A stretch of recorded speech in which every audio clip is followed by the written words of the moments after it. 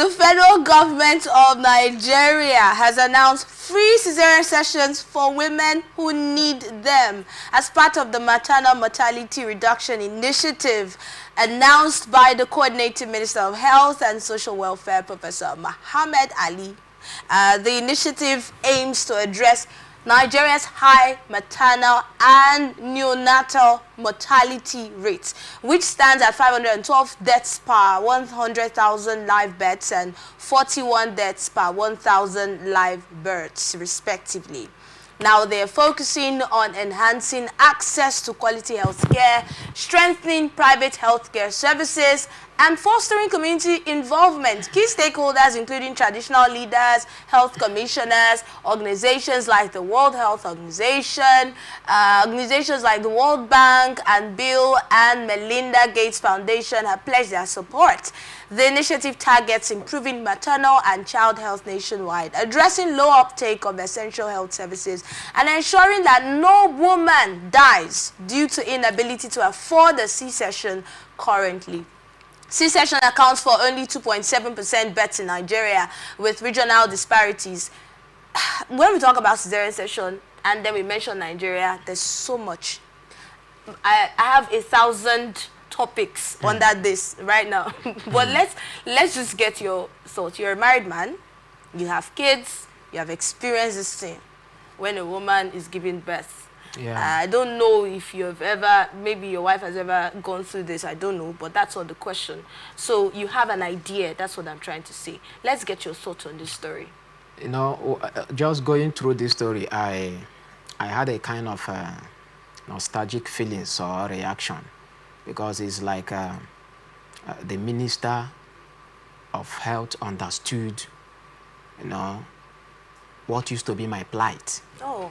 You know, and I was like, wow. Of course, this is not the first policy that Minister of Health has released that I saw to be something that's worth commendation. Let me also seize upon to commend the Minister of Health. He's doing well. He's doing well in that particular sector. Okay. He's doing his best. He's acting like a professional, and some of his policies are people-oriented. You see the policies that that will have a direct impact on the people. Now, talking about C-section, I have been there, you know. I have my kids, they are product of C-sections. Oh. And seeing, you know, the Ministry of Health coming up with this particular policy, I think is something that Nigerians should commend, but it's not all about, you know, I keep making emphasis on this particular area. It's not all about policies. It's not all about policies. For me, implementation is quite key. And that the Ministry of Health has also unveiled this policy or initiative. I think it shouldn't stop at the national level. The state government, the local government should also cue in.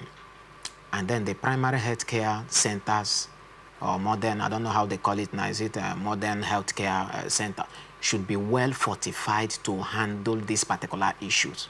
Because if at the end of the day, the community-based hospitals, or of course, the modern hospitals that are supposed to attend to the community people, if those hospitals are not well fortified, then how do we implement this?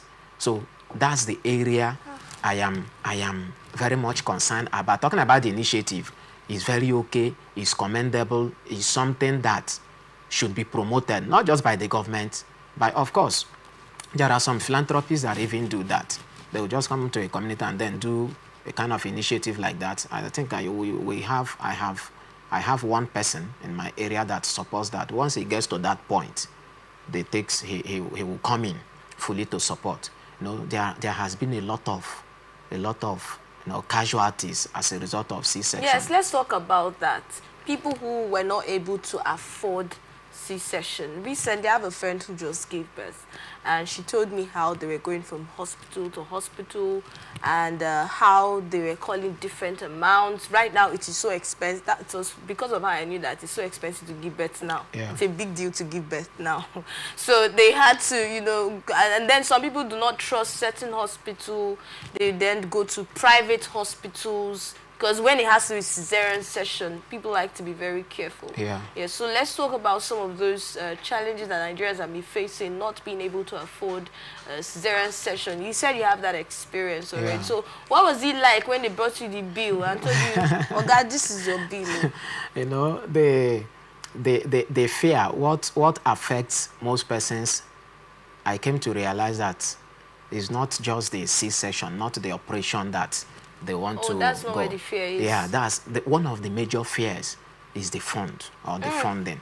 That's for the men. Yes, for the men. I think that's on your side. No, even the women at times, because if my wife is aware that, oh, everywhere, all account, we cannot, I'm telling you, we can't boast of, let's say 50,000 or 100,000 naira, and then she's already due for delivery, and all of a sudden, because some of them is just at the point of delivery, they will discover that one or two issues has occurred, and then that's the next option. Now you have probably maybe prepared for normal delivery, and you're hearing hundreds of thousands of, only that one can cause BP. That one can make the woman collapse. So it's not just issue, something that has to do with the man alone. It also has a psychological impact on the woman. In fact, my second baby, it got to a point, I don't know if that was the reason my wife was trying to avoid it. I had to take her to the hospital by force. I said, let's go and see the doctor, because by my own calculation, she was due. And she was waiting, attempting, let the thing come. And when we got to the hospital, I opened up. I can be very raw. I said, doctor, what is the problem? I felt by now, my wife, and the way she's behaving, I don't understand. She's proving stubborn.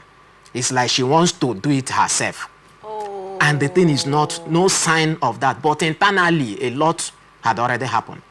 That was how the doctor checked. When we talk about people who do not want to carry out, they don't want operation because their religion does not accept it. They see it like a taboo, like yes. It's an abnormal thing.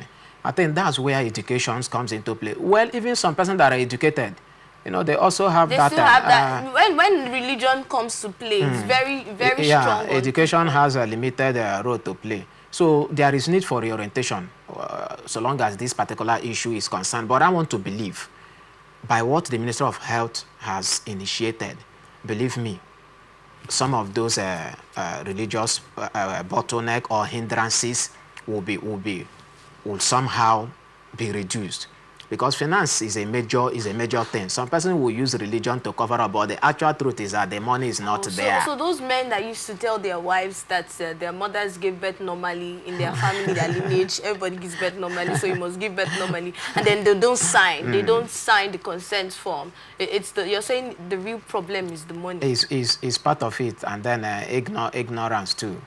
Ignorance is a major factor, because if you understand what happens, you know, what goes on within the woman system, I don't think you want to expose that. But there has been an improved enlightenment too, because just recently I heard, you know, somebody very close to me, that she opted for CS, that she doesn't want to go through. By herself? Yes, that she doesn't want to go through. Not doctor's recommendation. I'm telling you that she doesn't want to go through the pain of labor. And I was like, wow.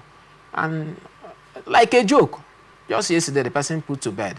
I just got a call from the husband. My wife has given, how? Nobody was aware. She went to the hospital herself, entered. The husband was far away outside the state. Do you think that should be taken? Some people have been clamoring that should be taken off. You know, the consent form where the man has to sign his consent before his wife is operated on. Yes, just like the issue of visa. You know, where you have to... Yeah, that conversation we had. That particular it can be likened to this. You know, once the woman is okay. In fact, the consent shouldn't be at the point where the woman is unconscious. In course of antenatal, that's what they call it, right? Once they get to the third trimester, I think I'm still correct. You're correct, once they get to the third trimester, why the woman is still very conscious, if the doctor is suspecting something like that, I don't think it will be out of place for the woman's consent to be given. That particular form can be signed in preparation. So the doctor should prepare a kind of a form that will be in anticipation of what will likely happen. Because usually at that time, then you hear that the woman lost her life because the husband said no. No. So that particular policy should be looked into. The woman is an adult. The woman has a right to decide What even if she's under a man? But some men too can be very funny. So you don't, allow the woman to not just die because the husband refused. Why do you think they do that? Is it because they feel like the man is the one who would pay for it, so he has to sign if he would be able to pay for this? Well, I don't know if that's obtainable outside the country. But having grown here, and I'm still living in Nigeria with what I've experienced so far, I feel the Nigerian or African mentality now is the one playing out. Once you are married, the woman 100% is under the man. So anything the man doesn't consent to, the woman has no right to do otherwise. That's what I feel that is playing out. I don't know in developed countries if the husband must, but I doubt.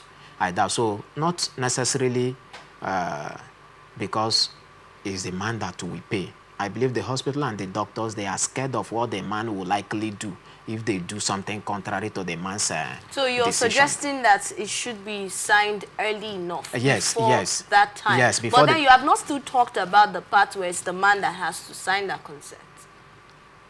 Well, for those men that find it difficult, is an individual thing.